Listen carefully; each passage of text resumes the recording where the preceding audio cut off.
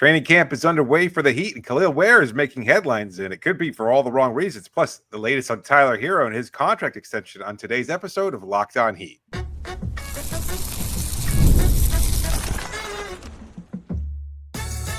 You are Locked On Heat, your daily Miami Heat podcast, part of the Locked On Podcast Network, your team every day. All right, welcome to Locked On Heat, your daily podcast on the Miami Heat. Whether you're tuning in on YouTube or on your favorite podcast app, thanks for making us your first listen every day. Today's episode is brought to you by FanDuel. Right now, new customers can bet just $5, and if your bet wins, you'll get $300 in bonus bets to use across the app. Head to FanDuel.com to get started. I'm Wes Goldberg, host of Locked On NBA Daily and Real GM Radio, here with David Ramil. Both of us are credentialed Heat media members who cover this team every day. As, per example, our sit-down interviews from Miami Heat Media Day. If you missed any of our sit-down interviews with a bunch of different Heat players, darn near half the roster, you can check that out. The individual videos are up on YouTube as well as the audio in your podcast feed. We will reference one of those interviews later on in the show, but we have a loaded show for you all today. We're going to talk about the Heat's biggest training camp battle and recap day one of training camp, but let's start with the big news of the day. Starting today, October 1st, Tyler Herro becomes eligible to sign a 3-year, $150 million extension. Now, Herro's representation will meet with the Heat this week, potentially even today, Wednesday. But Herro told beat reporters at the Miami Herald and Sun-Sentinel during Media Day that, yes, he wants a contract extension, but no, he will not cause a problem if he doesn't get one. And I want to give you guys the full quote here. And if you're watching on YouTube, you're seeing the quote on your screen, but I'll go ahead and read it. Quote, I do want to say that it's not like a top priority, and I'm not going to hinder this season on getting an extension or not. I'm not going to lose my joy. If we don't get something done, I'm not going to be a problem throughout the organization. I'm happy to be here at the end of the day, and there are 2 years left. I would love to get something done, like I said, but we'll see what happens. End quote. David, he's not going to lose his joy. Pointed words, specific words, purposeful. Yeah, absolutely. I mean, there's nothing thinly veiled about that. That's taking a direct pot shot at Jimmy Butler and the words that he used. Now, maybe it's not necessarily inflammatory. Maybe he's not attacking Jimmy per se, but he's certainly referencing him, and he's not hiding that in the least.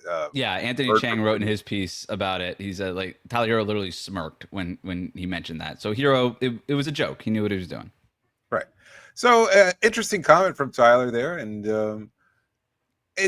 even as I heard it, and we talked about it earlier before we started recording, and it strikes me as maybe I'm not sure if I believe it 100%. Oh, I'd like to. I really would, because it sounds like the kind of comment that most fans are interested in hearing is that, you know what, he's going to get something done. He's fine with it. He's not too pressed about it. And he, as he said, not going to lose his joy about it. But he also references the fact that he understands that most people, including myself, believe that he's going to be looking for the maximum amount possible. And he indicates that's not necessarily the case. I don't know if I buy it. Like, I'd like to believe that Tyler is that not necessarily selfish. Again, that he understands and has the self-awareness to say, you know what, I might not be worth what the maximum value of a contract could be, or a maximum value of the extension could be. And I'll take something similar to that. But I don't know if that's necessarily how it works in the NBA. You don't get a lot of players who say, yeah, you know what, I probably could get 50, but I'll settle for 30 or 35 or 40, whatever amount less than 50 it is. Right. I don't know what that amount is. He says he has a number in mind.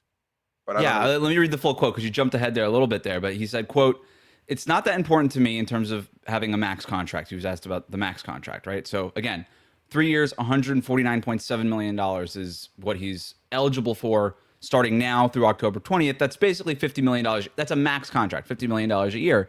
He said about that, quote, it's not that important to me. Being here is important, but being here at a respectable number. For me, I have a number in mind like I did on the last contract extension, end quote. So to your point, David, I'll push back on this. You said, like, yeah, maybe I could get the max contract, but I'll settle for less. I don't think Tyler Herro can get the max contract. He couldn't get the max contract before when he signed a $25 million a year contract. That was something less than the max. it's one thing to have a level of self-awareness. It's another thing to just like not even be afforded that level of self-awareness because you're not going to get that money anyway. And there was some, I don't know what was going on Heat Twitter. And again, I try not to read too much into it, but like there was this idea that the Heat are going to pay Tyler Herro the max, and that because he's eligible for it, they have to pay him. And if they don't, well, I have never heard anything even close to the notion that the Heat would be willing to pay Tyler Herro the max. I'm not necessarily saying they won't because they still have to have the meetings about it, but I have never heard for sure that the Heat are looking at Tyler Herro and saying, yep, we are going to max that guy. I think this is what happens in today's NBA. You got to negotiate. And Tyler Herro's not a max player. I think everybody in the league knows it. So, I mean, at some point, you're just not even afforded the choice to be like, yeah, let me take a little bit less because maybe you're just never going to get the most anyway. I don't know. It just doesn't seem like players routinely go about that process of thinking along those lines. Maybe you're right. Maybe there is enough of a situational self-awareness on a player-to-player case, but by and large, I mean, we see this all the time. We see this with a role player like Caleb Martin. We see every year in free agency players go in there thinking, this is it. I'm going to cash in big. And they don't, because either the money isn't available or they realize, you know what, you're not quite as good as you might think, and you're not going to get the kind of money that you think you might be worth. And it's a harsh reality to accept. So maybe Tyler's there, maybe he's not. I can't say for certain. Let me shift the argument there a little bit. If he says, and he does, he's got a number in mind, what do you think that number is? Because if it's not 50, and let's say it's not, because just for the sake of argument, he might say, you know, I'd like 50 million a year. Him and his representation will say, we'd like 50 million a year, and then he will go, no. And then what's the next number that they pitch out there? Because is it 45? I think 40. To me, the instructive contract is the extension that Brandon Ingram just signed with the Raptors. That's a 3-year extension, about $40 million a year. I would, if I'm Tyler Herro's representation, I'm saying I'm not taking anything less than that. Like we're an all-star, we're homegrown. You've put us through the ringer when it comes to trade rumors and these things. At the same time, you have not traded our client. Both sides have stood by each other. There is very real appreciation from Tyler Herro towards the Heat organization and from the Heat organization towards Tyler Herro. There is a real appreciation for that. That is, right now, I would go so far as to say a partnership. That partnership can be tested and will be tested potentially here but so far it like they are in as good of a place now than they've ever been together, Tyler Herro and the Miami Heat. Even when it comes to like the way that they're talking about his injury, right? They're not talking about it like he failed them in some way or that Tyler Herro did anything wrong. They're saying, hey, we got him. He'll be back. When he's back, we're super optimistic about what it's going to look like.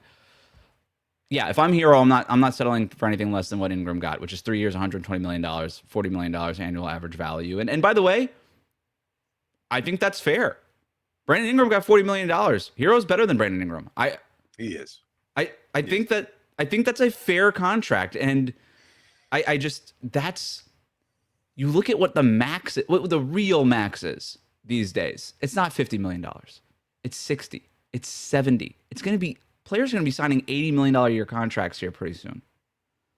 Almost twice as much as what we're talking about with Tyler Herro right now. So people could roll their eyes at what $40 million used to be, because it used to be the max, and it wasn't that long ago that it was the max. You kind of have to break through. A high-level starter is $30 million a year right now in the NBA. Herro's an all-star. $40 million is about right. I think that's a fair number, frankly. I think you have to bake something into that, though, like some kind of clauses. And I know the CBA kind of limits what clauses can be implemented now, but can't there be something regarding like games played? I would say games like a games played escalator or something. Sure, maybe they can work all that kind of stuff in. Sure, like Zion has that kind of stuff. Right, and I would say honestly, playoff points per game average. Like it has to be at a minimum, because I think we've seen him typically struggle in the playoffs, and maybe it's because over the last couple of seasons he's been the focal point on a team that didn't have really much else in terms of support offensively. But he's also, if he wants to be paid like a star level player, he has to be able to show the ability to push through that on a one-on-one basis and be able to be the go-to scorer in playoff situations. It can't just be something that he does as well as he does. And he's a great scorer during the regular season. We love his highlights. We appreciate everything he does. And at the same time, there is a drop-off. And I think that's a concern. Like, everybody's kind of looking towards what we saw from him as a rookie, and he just hasn't been able to replicate that for a number of reasons, injury, whatever. The point being, he just hasn't been able to reach the heights a lot of people expect him to. And I think if he wants to get paid commensurately, he has to be able to produce at a certain level, especially in the playoffs when it matters most. So I don't want to end this conversation. We do have to take a break here. There's one other thing I want to say about Tyler Herro, and it's the reason I really do believe him when I read this quote, because we didn't really finish that part of the conversation. We're going to talk about that. Plus, Kel'el Ware talked about potentially the starting job here for the Heat. It's the biggest training camp battle that we're looking at this week. Nikola Jovic told us that it's something that he wants, is that starting job. Kel'el Ware striking a little bit of a different tone. We'll talk about that next. Today's episode is brought to you by FanDuel. The NFL season's here, and FanDuel has an offer you don't want to miss, because right now new customers can bet just $5 and get $300 in bonus bets if you win. That's right. Pick a bet, put down $5, and if it hits, you'll unlock $300 in bonus bets to use across the app. You'll love how FanDuel gives you so many ways to play. You can build a parlay, you can try player props, and even follow the live games, follow live lines during games. And that's another way of making things a little bit more exciting. It does make football better than ever because you've got a little something riding on the action. Whether you're a casual fan or just love diving into the stats, FanDuel makes the game day experience so much better. Hey, you know what? The Dolphins come up with a win last night, so pretty exciting event overall here in South Florida, although it's unfortunately tempered by an injury. So what are you waiting for? Visit FanDuel.com, download the FanDuel app today, and get started. We'll be right back. Welcome back to Locked On Heat. Thanks for making us your first listen every day. Before we get to what Kel'el Ware had to say about potentially starting for the Heat this season, you mentioned before that you're not sure that you believe Tyler Herro when you read this quote, and I think it's fair where you're coming from, David. I really do, because we hear this kind of stuff from players all the time. Oh, the money's not that important. The money's not important, and then it turns out the money's really important. Jimmy Butler, case in point, said this same stuff at Media Day last year. I don't care about the money. I just want to play. I just want to hoop. Whatever it was that he said, right? And then as soon as the contract extension was broached, or rather not broached by the front office, the whole season went in a tailspin. The reason I believe Tyler Herro and I don't believe Jimmy Butler, and I didn't believe him then, is because Tyler Herro has always been very honest and forthright. I would say to a fault at points throughout his career, where he'd say, hey, I want a starting job. He did. He wanted a starting job. That became a little bit of an issue. He wanted to be an all-star. He talked about this. He wanted a contract extension back then. He talked about it. Everything he's ever wanted, he's talked. I think about my sit-down conversations for my piece on the Ringer on him, and just how honest he was about the fact that he was in trade rumors, and it bothered him. And then he was like, yeah, I just bought a new house in Pinecrest, and the next thing I know, Damian Lillard's requesting a trade, and I'm like, why did I just buy this house? I'm going to have to sell it. He's talking about how the fact that the Heat organization told him, we're only going to trade you for a future Hall of Famer. Like, he's upfront and honest and forthright about all of this stuff. Again, sometimes it gets him into a little bit of hot water, but he's never changed. Even when he gets into hot water because he was a little bit too honest with the media, he's still honest with the media. It's just how that guy approaches things. And I respect it and I appreciate it, very much appreciate it, because it's great for us, because we're actually getting honest answers from him. I have no reason not to believe Tyler Herro when he says something at this point, because he's always been forthright. Okay. I can accept that. I hadn't looked at it through that lens, and that's fair. I do realize that there is a kind of just a direct honesty with him. I think he is guileless in that sense. Like, he's not trying to manipulate anything. He's not trying to say anything with a purpose of, you know what, I'm trying to create a situation that benefits me. He's just like, he's actually losing leverage in this. This is his agent is probably like, Tyler, what are you doing? that's why I say the guileless part there, because he doesn't even realize. It's like, no, you know what, you might want to play that a little differently, but you're right. There's like a phrase, a saying, right? It's just like, it's easier to be honest, because if you lie, you're just always lying to cover up your lies or something like that. That's sort of like an approach I think Tyler Herro is doing. He's like, look, it's too hard to do what some of these sort of mastermind players and coaches do, where they're just always sort of lying and hiding things from Yeah. the media. He's like, I don't have time for that. I don't want to put forth the effort. I'm just going to be honest. And that Yeah. way I never have to worry about lying, because I'm just going to be honest about everything, and you don't have to worry about it. What a tangled web we weave when we practice to deceive, something along those lines, right? You nailed it, and it was way better than what I said. Let's start. Let's talk about the starting job. Day 1 of training camp. The biggest position battle in training camp. The biggest thing we're watching here, one of the biggest things, is who is going to be the starting front court player next to Bam Adebayo. In case you missed it, we had a little bit of news made on our show at Media Day when Nikola Jovic made it clear that he wants to start for the Heat this season. What are you trying to accomplish in training camp? What's like, if you had to say, I want to do this one thing, what are you trying to get done?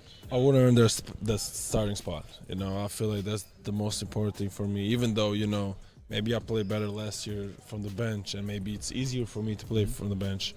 You always want to be a starter. No matter what, I want to show people that I can start, I can play, and that I deserve to be a starter. So that's what he said about the starting job. Compare that to Kel'el Ware, who was asked today after day 1 of training camp up at FAU, and this is according to Ira Winderman, who tweeted, Kel'el Ware downplays the need to start, says he'll accept any role given by Eric Spoelstra.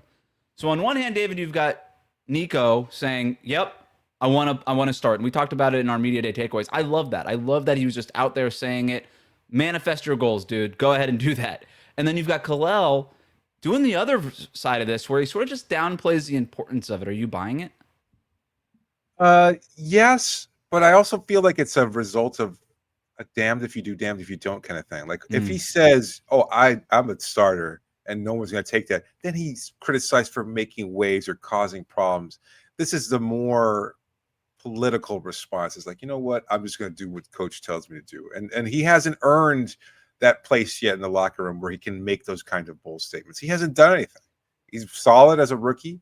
He's entering his second year now. He got called up by his coach.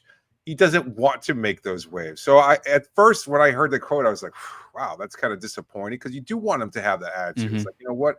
I think I'm going to start because I've earned it, because I'm going to do what it takes necessary. There's other ways of phrasing it where you don't necessarily come across of being aggressive. And at the same time, I just don't know that Ware is media savvy enough as he enters his second year as a young 20-year-old player to understand what it is that he's saying to the fullest. And so that's what I think he's coming across as, just, you know what, I don't want to cause any problems. I've already caused problems before. Spo just called me out publicly a couple months ago during Las Vegas. I don't want to make any problems. Yeah. I'm not here to make waves. I'm just here to do my job. I almost argue that it is media savvy. Like, to me, this is a whole, like, I'm just going to say this to the media. They don't really need to know. It's sort of the opposite of Nico and Tyler Herro, right? Like, they don't need to know what I really want. I got Humble Beast tattooed on my shoulder. That's what I'm going to be. I'm going to be the humble part of this Humble Beast thing. And yeah, to your point, if he says that he wants the starting job and then doesn't get it, that doesn't look great. If he says he doesn't care and then does get it, what another phrase, right? Under promise, over deliver, classic sales phrase. Maybe that's where Kel'el's coming from. To your point, second year guy, he doesn't want him to cause a stir. Even like he's been in the league half as long as Nico, right? Not that Nico's been in here for a long time, but he's not trying to come in and be like, yeah, start banging my chest. I'm the starter. I think he's actually self-aware enough to just be like, I'm not going to do that. It's possible. And look, for the record, I still think he wants him starting anyway. I think there's totally a huge factor here. He had that Bam also probably prefers that Kel'el starts alongside him, and I think that's a factor to consider as well. And I think Ware provides something defensively that this team is going to need, especially if Tyler and Powell wind up starting at some point. Obviously, Tyler won't start. We project that Davion Mitchell will be starting in his place, so maybe that affords Spo the luxury of saying, maybe I'll go in a different direction with Bam starting at center and Nico kind of playing alongside him. That's certainly a possibility. I mean, if Davion's starting, you're going to need the shooting, right? And Nico's shooting is a lot more dynamic than Kel'el's at this point. But absolutely, I think it's all open, right? And it's all connected, by the way. And I don't know, you could read into Nico and Kel'el the way that they're talking about. Maybe say, okay, tea leaves. Does Nico kind of know that he's getting the starting job, and does Kel'el kind of know he's not? I won't go that far. but I could see it as a possibility. The other part about this too is, yeah, they're going to have to earn it. And I do believe Eric Spoelstra when he says everything's open, everything's going to have to be earned in training camp, and we're going to go forward. And by the way, I also think we're maybe making a little bit too much out of the starting lineup conversation, although we have had a lot of segments on it, and we're probably guilty of it. But the starting lineup is going to change throughout the season. We know that because of injuries, because of whatever. We already have the Tyler Herro injury. Like, it's going to change a bunch. That said, when Spo says everything's open, I believe him. And when he says, I'm throwing out all the stats and stuff from last year, that to me is interesting because the stats with Nico and Bam as a starting front court were not very good. The stats with Kel'el and Bam were pretty good as a starting front court, as a duo. Now, you want to be good, and so if that still ends up being the thing that Eric Spoelstra is observing in training camp, that Nico or that Bam and Ware play better than Bam and Nico, then he'll probably just go with that. But I don't think he's got any preconceived notions based on last season either.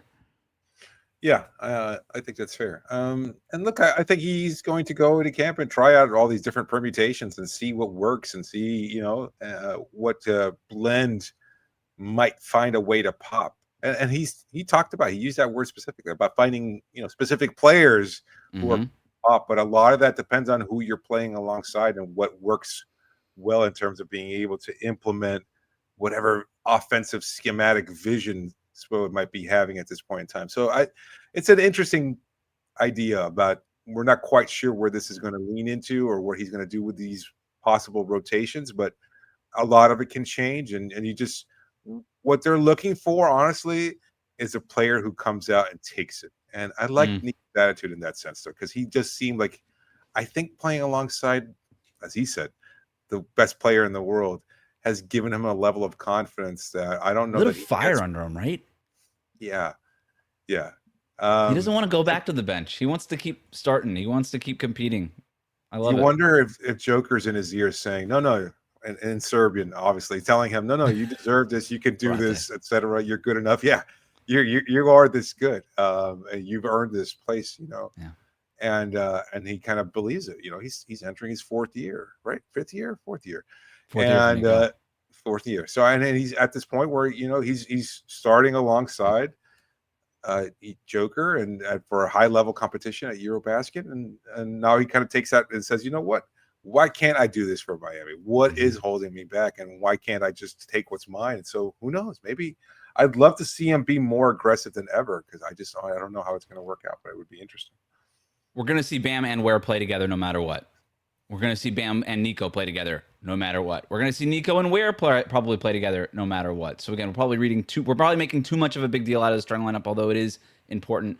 The Tyler Herro injury is another factor. All this stuff is connected. The Heat wrapped up day one of training camp on Tuesday. We're going to tell you what else you need to know after this. Today's episode is brought to you by Monarch Money. Most people can't name all their financial accounts or even what they're worth, whether it's 401ks, properties, or investments. And we don't have the full picture. Well, you can end up leaving money on the table. And that's why there's Monarch Money. It's an all-in-one personal finance tool that brings your entire financial life together in one clean, easy-to-use interface on your laptop or on your phone. Monarch is built for people with busy lives. If you put off organizing your finances, Monarch is for you. Monarch does the heavy lifting for you. You can link all of your accounts in minutes. You can see clear data visuals, get smart categorization of your spending, and finally feel in control of your money without ever touching a spreadsheet.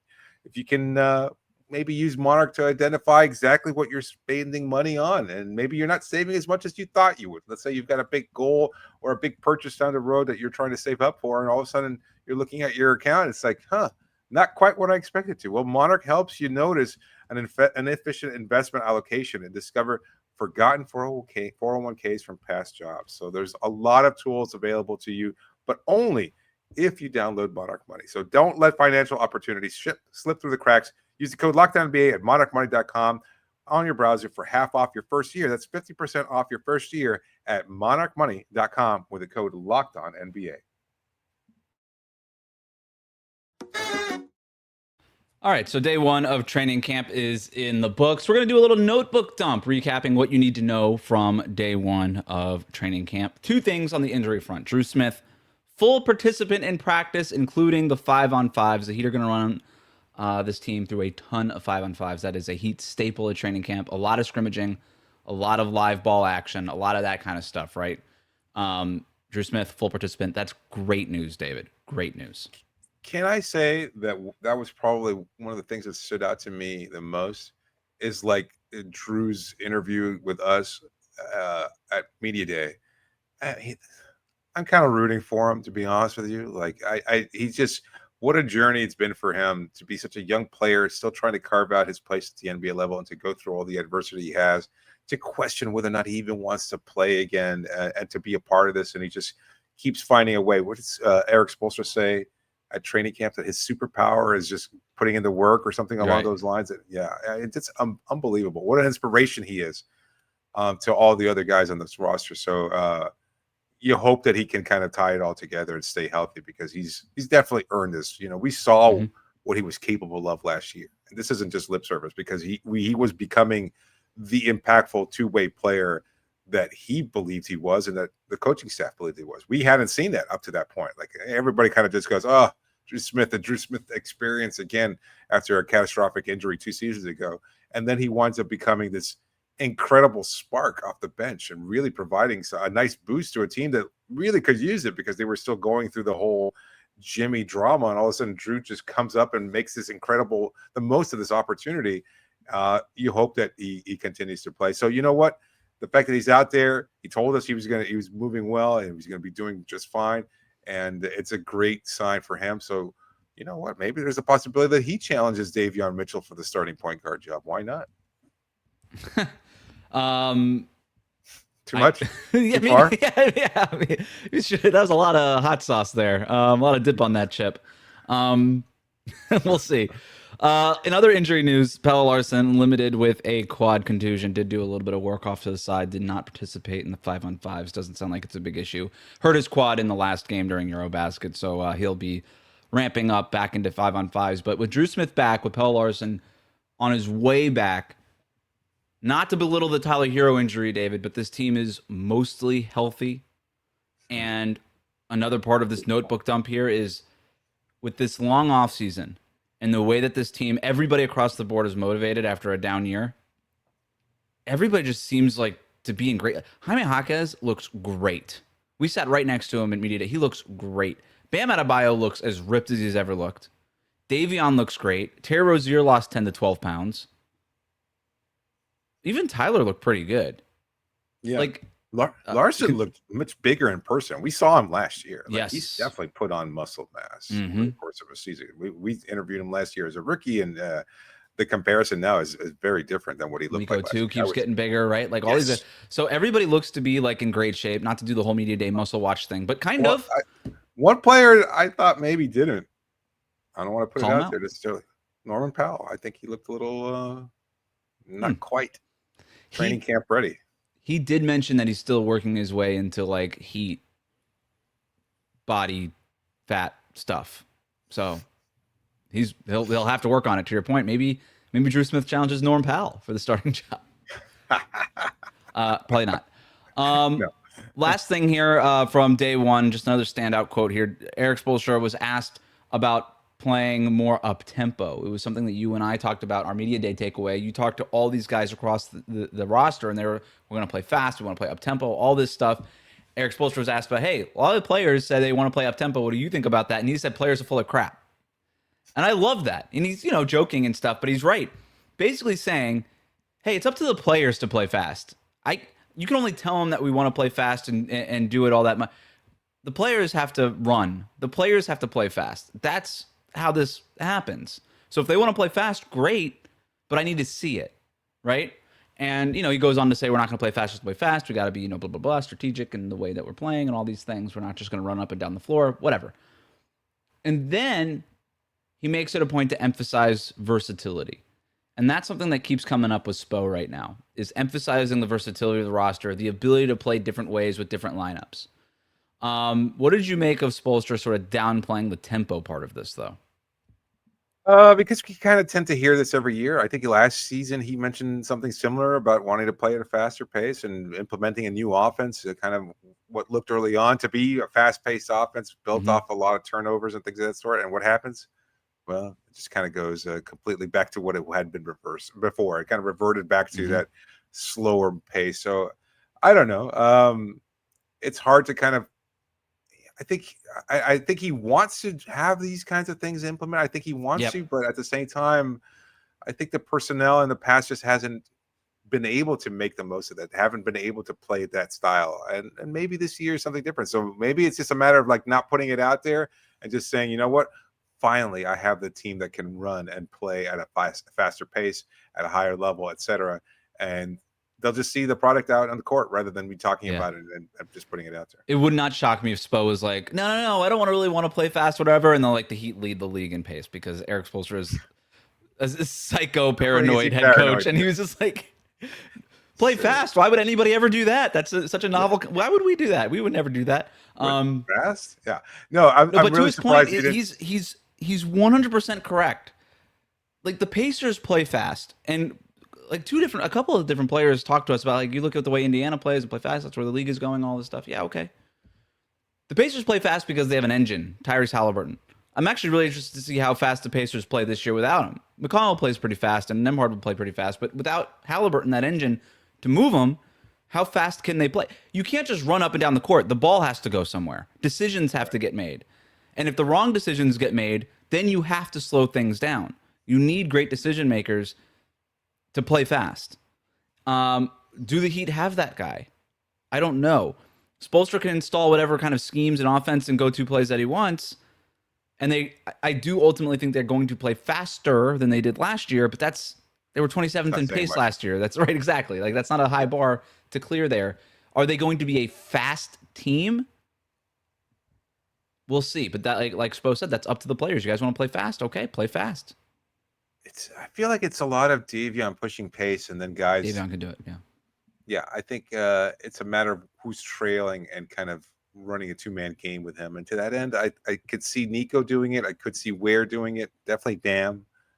Powell, Wiggs, maybe not as much, but I think there's possibility there. Like we need a lot more off-ball movement, kind of working together with Davion in that capacity, because we did see him, and he's going to look good as a starter. And I think a lot of people, we're already kind of leading into the should Tyler come off the bench conversation. I'm not doing it. He hasn't even played. I know. I'm not I know doing you're that. Not. I know you're not, but it's You going to can do happen that if you want. I'm not doing it. It's going to happen. Look, he's going to be out. It can happen somewhere else. I'm not doing it. I'm not doing it. Right. He was an all-star last year.